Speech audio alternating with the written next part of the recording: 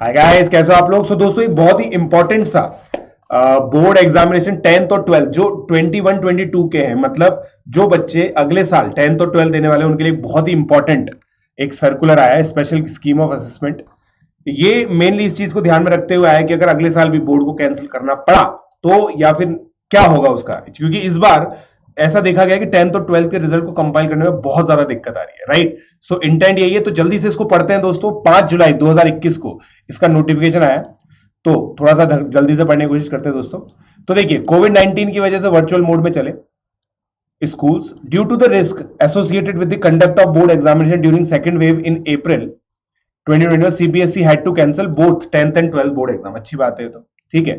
Credible, reliable, flexible and valid, this in turn also necessitated deliberations over alternative ways to look at the learning objectives as well as the conduct of board examination for the academic session। भाई इस तरह की situation अगले साल भी रही तो ये ध्यान में रखते हुए CBSE has also held stakeholder consultation with government schools as well as private independent school। सब लोगों से बात की है दोस्तों, ठीक है। कुल मिला के बात ये है कि भाई जो सब लोगों से बात की है उसमें बहुत सारे फैक्टर्स लिए गए कि भाई कितने लोगों का इलेक्ट्रॉनिक गैजेट्स होते हैं, कनेक्टिविटी, ये सब चीजें। तो इन सब चीजों को ध्यान में रखते हुए एक स्पेशल स्कीम बताई है जो पॉइंट नंबर 2 है, ठीक है। तो स्पेशल स्कीम ये है कि एकेडमिक सेशन जो है वो 2 टर्म्स में डिवाइड किया जाएगा, approximately 50% syllabus in each term. The syllabus for the academic session will be divided into 2 terms by following a systematic approach by looking into interconnectivity of concept। ये तो देखो सीधी सी बात है, अपने लिए जो बच्चों के लिए इंपॉर्टेंट है 50-50% सिलेबस का होगा, ठीक है। Syllabus for the board examination will be rationalized similar to that of last academic session to be notified in July 2021। तो लास्ट एकेडमिक सेशन में भी दोस्तों सिलेबस रिड्यूस हुआ था, आप लोग को याद होगा। तो इसी तरह से रैशनलाइज किया जाएगा for academic transaction. However school will follow the curriculum and syllabus released by the board wide circular. तो भाई 31 मार्च को करिकुलम आ गया था, तो स्कूल वही फॉलो करेंगे। और बोर्ड एग्जामिनेशन है ना दोस्तों, उसका सिलेबस मतलब रिफाइन किया जाएगा। सो ये एक इंपॉर्टेंट चीज है। Schools will also use alternative academic calendar and inputs from NCERT on transacting the curriculum. तो एनसीईआरटी में जो भी करिकुलम्स आपको बताए गए हैं वो, ठीक है।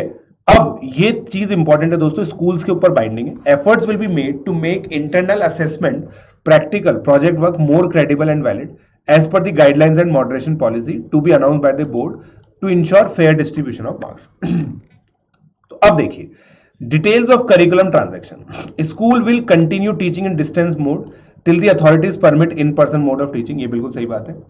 अब जो ये आया ना, जैसे 12th के अंदर 10th की भी वेटेज है, 11th की भी वेटेज है, 12th की भी वेटेज है, तो उसको ध्यान में रखते हुए classes 9th and 10th internal assessment throughout the year होगा irrespective of term 1 and term 2।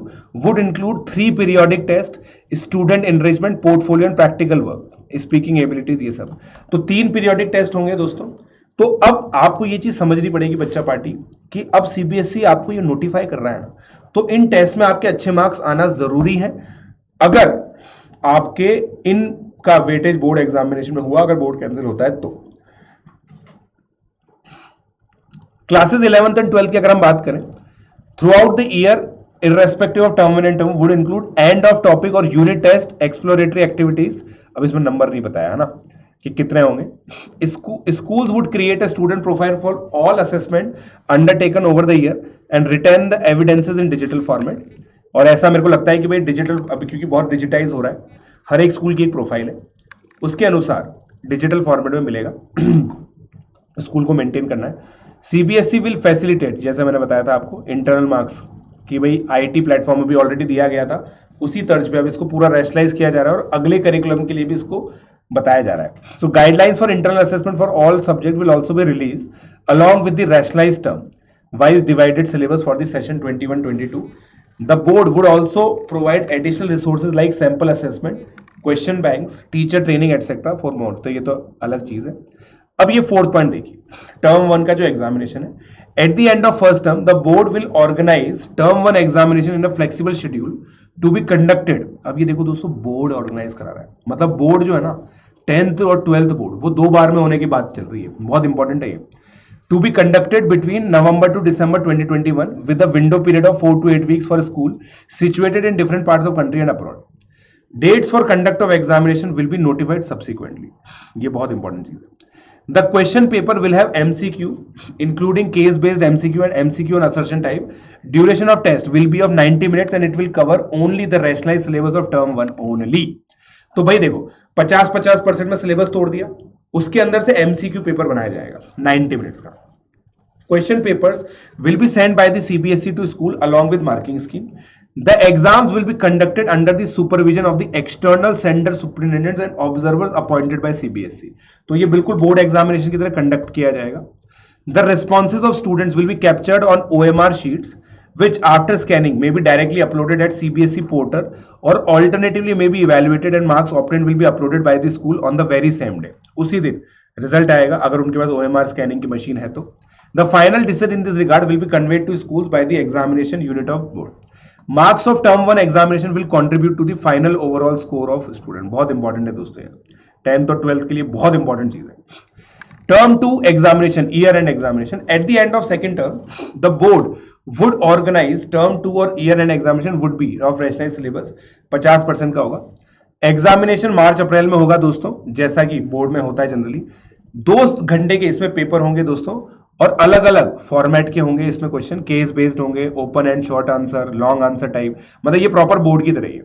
In case situation is not conducive for normal descriptive examination, a 90-minute MCQ based examination will be conducted. तो ये बहुत ही बड़ी चीज है दोस्तों, बहुत ही इंपॉर्टेंट है.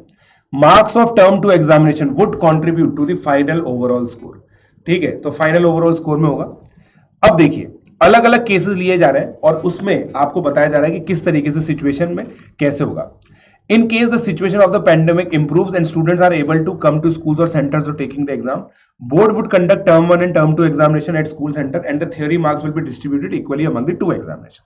बहुत सीधी सी बात है, दोनों को टोटल किया जाएगा, उसके हिसाब से आपके मार्क्स आ जाएंगे. B. In case the situation of the pandemic forces complete closure of school during November-December but term 2 examination are held. तो टर्म 1 का जो MCQ बेस्ड पेपर है ना, ये ऑनलाइन ऑफलाइन फ्रॉम होम किया जाएगा इन द केस, और weightage इसका जो होगा ना वो रिड्यूस कर दिया जाएगा. मतलब बच्चों से एग्जाम तो लिया जाएगा, वो अपने घर से भी एग्जाम दे पाएंगे, मगर इसका वेटेज रिड्यूस कर दिया जाएगा. और वेटेज ऑफ टर्म 2 एग्जामिनेशन है ना, वो इंक्रीज कर दिया जाएगा.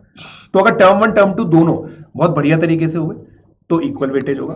टर्म 1 अगर थोड़ा गड़बड़ तरीके से हुआ, मतलब घर पे हुआ, तो उसका वेटेज रिड्यूस कर दिया जाएगा.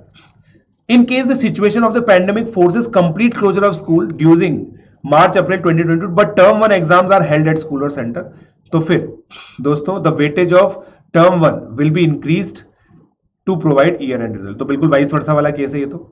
In case the situation of the pandemic forces complete closure of the school and board conducted और 1 और 2 भी नहीं हो पाए, तो रिजल्ट दोस्तों on the basis of internal assessment marks होगा term 1 and term 2 exam taken by candidate from home subject to the moderation और other measure. तो मतलब फिर उसके बाद दोनों को भाई इंटरनल असेसमेंट, मतलब फिर पूरा जैसा इस साल हुआ ना वैसा हुआ है, बस बोर्ड एग्जामिनेशन भी 2 एक्स्ट्रा होंगे. और इस तरीके से दोस्तों रिजल्ट बनेगा. और स्कूल की जो परफॉर्मेंसेज है पिछले सालों की, उसको भी कंसिडरेशन दिया जाएगा जो ऑब्जेक्टिव क्राइटेरिया आया था उसके अनुसार. तो ये दोस्तों एक बहुत ही इंपॉर्टेंट चीज है. इसका मतलब आपके 2 बार बोर्ड एग्जामिनेशंस हो सकते हैं, ये तय है दोस्तों. वेरी इंपॉर्टेंट थिंग, प्लीज इस चीज को ध्यान रखें और सब जगह शेयर करें.